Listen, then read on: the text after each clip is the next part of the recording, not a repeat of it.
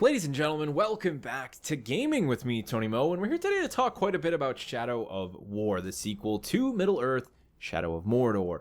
I originally planned on doing a full-fledged review following my sort of review system, my outline system that I've been working on, same system that I'll be reviewing Assassin's Creed Origins and Wolfenstein 2 with, but after about 10 hours, and then as I pushed my way into the 20-hour mark with Shadow of War, I realized that it was a lot of the same game that I had played with Shadow of Mordor, and it was very clear the type of experience that this game was going to offer me well past the 20, 30, 40, 50, 100-hour mark if I decided to push things that far. Shadow of War, to be blunt, is a game with a lot of content added to make things feel as if they were expanded and larger. There's a lot of stuff to do, but it's a lot of the same stuff just layered and given to the player in slightly different ways. At the end of the day, Shadow of War is a game about killing a lot of orcs. Now you may say, well, that's exactly why I want to play the game, and I fully agree and I fully understand. But what I wanted to do today, rather than give you a 10, 15, 20-minute review, was spend hopefully around 10 to 12 minutes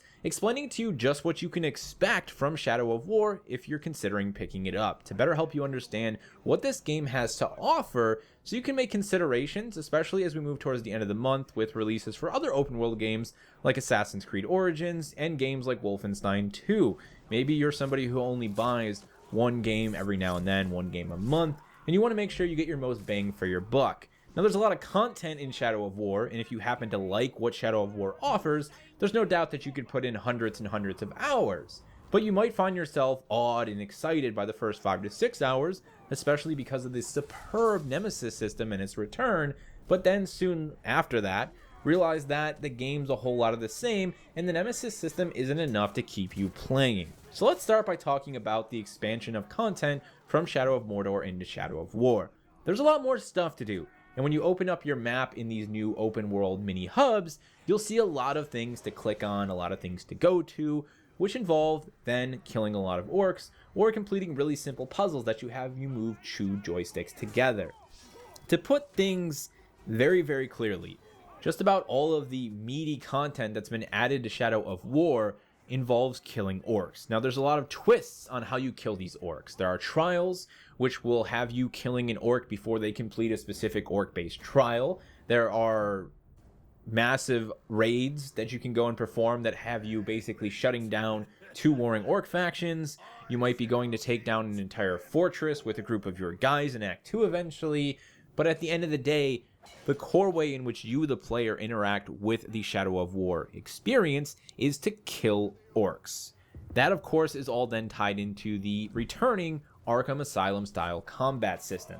If that's not a combat system that you enjoy, you're really not going to like Shadow of War. If it's a system that you do enjoy, you are at least presented with something that is incredibly well animated. Much like Shadow of Mordor, Shadow of War has stunning, beautiful, and very, very visceral and violent animations. They look incredible, and flowing from one orc to the next, stabbing an orc through the head with a quick execution is always enjoyable. And as much as I don't get any satisfaction out of that Arkham Asylum style combat system, in fact, I don't even get the most out of it because it drives me up a wall, the satisfaction is returned by how great the combat looks from an audiovisual standpoint.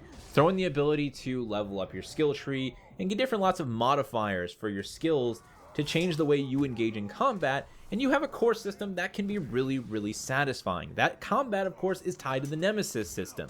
The Nemesis system is the one thing that I think kept Shadow of Mordor on its feet, and that keeps Shadow of War on its feet. Without the Nemesis system, both of these games would have just been generic open world games with a Lord of the Rings skin, because honestly, the atmospheric presentation, the whole Middle-earth fantasy, isn't very well presented in Shadow of War. In fact, a lot of it's ruined by just an endless stream of icons, coin icons, gear icons, icons for this, icons for that. There's icons all over your damn screen. Not at one point in time does the game just let you take things in and actually look and experience this Middle-earth fantasy you're supposed to be in. There's not a whole lot of awe and spectacle. You won't find yourself adventuring and exploring the Middle-earth environments and being like, wow, that looks beautiful, that looks stunning. You're just going to be killing a lot of orcs in places that are often dark and dreary, and again, filled with, I don't like to say this often, but immersion-breaking icons. The game doesn't do a lot to try and immerse you in a Middle-earth fantasy. It just doesn't. The story doesn't really carry through that much. There are a couple moments of badassery here and there, but the things that make Lord of the Rings so special and The Hobbit so special is a combination of all of the human emotions, laughter, warmth, that true sense of fantasy.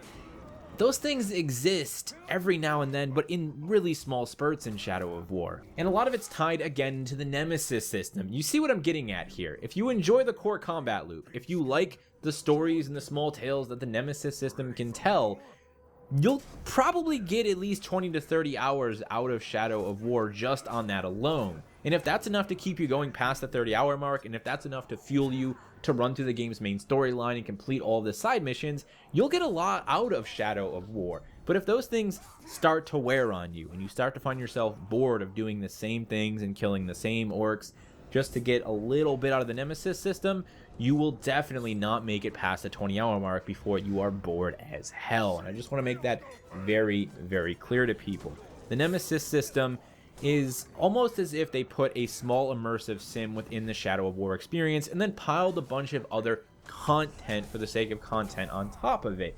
It really is a special system, and it gives you some really great moments. I think the orcs are incredibly well voice acted. The dialogue that's been written for them is phenomenal, better than anything you'll see in the main story. And when you go up against an orc that has two faces, who tells you how wise and intelligent he is because he's technically two orcs, you're gonna laugh a little bit. And when you die to that orc and he gets raised up in rank and you go after him to kill him, there is an incredible sense of satisfaction of finally taking that SOB down. Or maybe you run into an orc that simply won't die and he keeps defying death, and then you finally chase him down and see him run like a coward as you brutalize one of his friends in front of him. You can see now that all of the big chunks of fun factor and enjoyment in Shadow of War come from the core loop revolving around that Nemesis system. Now, when you get to Act 2, it opens up a little bit. You're going to get to have armies and all of that good stuff. The problem is, unless you really blast your way through the game and all of the content that they give you that you're supposed to enjoy, not just blast your way through, it takes a long time to get to Act 2 to even enjoy all of those systems, and I think many people will find themselves run dry by that point.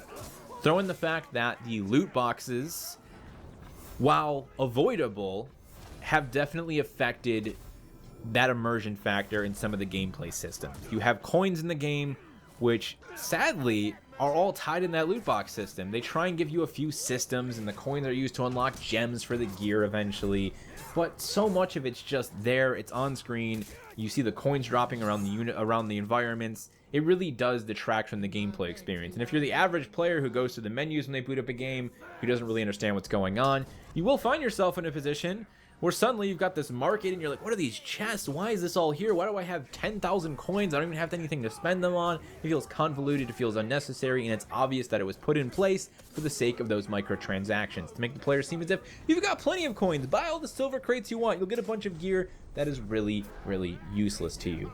The gear system does add a nice layer of reward, you could say, to the combat. But for me, in the first 15 hours I played the game, it never felt really extremely special or necessary. Don't get me wrong, I love having cosmetic options for Talion. I love having a different sword or something that looks cool, but it's not done organically. It feels like it's gamified, you know, seeing this aura of a purple weapon drop from the character. Why not allow me to just simply loot that orc and get his gear? You know, do something to try and recapture that Middle-earth fantasy, rather than just making it all seem like glowing icons slapped all over the screen, as if this is some sort of really small, condensed, single-player MMO. The game struggles with its identity. And again, I think the Nemesis system is the thing holding it all together. Strip that away and you have a very generic, content-saturated experience that lacks any sort of diversity between the content it really does offer. I do like the introduction of new enemy types. I think they've done some good stuff there. It definitely adds a little bit of variety to how we deal with combat engagements as the player, how we deal with stealth as the player. It's a nice little twist, but it's one of the few things that adds any variety to the experience itself. So I think I've made it very clear just what type of experience Shadow of War offers. And I'm not here trying to tell you it's a bad game. I think when it comes to that Nemesis system, it does so much that for a lot of people, That's going to be the thing that carries them from start to finish, possibly 50, 100 hours into the game. For me personally, I don't care about the main story.